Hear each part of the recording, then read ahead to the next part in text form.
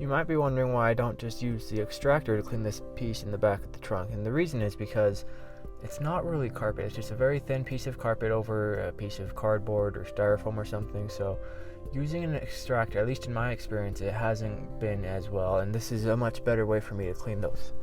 So the first thing I do is I will soak it with the same treatment that I use on carpets, which is just a fabric cleaner, and then I'll agitate it with a drill brush to make sure to get it nice and agitated. This also brings out any extra dirt or crumbs or whatever that are kind of embedded in the fibers and loosens that up a little bit. I missed a spot there, so looks like I got that again and then just did that. After that, I'll bust out the pressure washer and I'll just start spraying and rinsing it all down. And you have to make sure you're thorough as you do this because you don't want to leave any of the carpet solution inside, or else you might be left with crusty carpets. You don't want that. So at this point, you're just washing out all of the solution and also whatever is in it.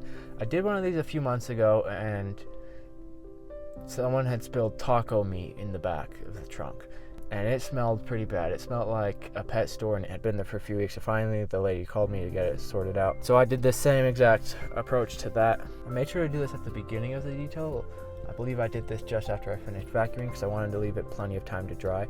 And because this is such a thin piece of fabric, it doesn't take a whole lot of time to dry, but I wanted to be safe. As you can see, it was raining, or at least sprinkling. You can kind of see all the water just dripping down there. After that, I pull out the extractor and I pull out as much water as I possibly can because there's no sense in waiting for it to dry with a lot of water. You might as well pull out all you can, so that's why I leave it somewhat vertical so that the water reaches the bottom. But I also pull out the extractor to extract as much as I can, so it's dealing with as little water as possible to make sure it dries all the way. This one wasn't as bad as the one I did a few months ago with the taco meat. Done that one earlier. I wanted to do the same thing with this one. After I was done, I put it back behind the car, still in a vertical position, and I had the gate of the vehicle up so to keep it out of the rain to prevent it from getting wet.